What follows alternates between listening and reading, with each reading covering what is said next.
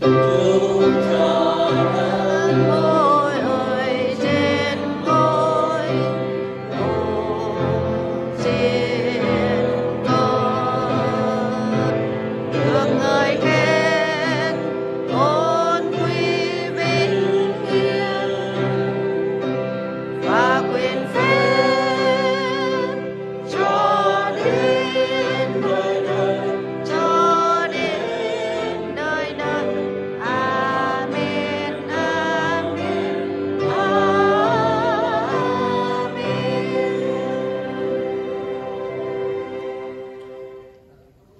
Những người tin cậy nơi Đức Giê-hô-va, thét nào núi Sion không rung động, an còn đến đời đời. Các núi vây quanh Jerusalem thế nào, Đức Giê-hô-va vây phủ dân sự Ngài Thầy ấy từ rày cho đến đời đời. Those who trust in the Lord are like Mount Zion, which cannot be shaken, but endures forever.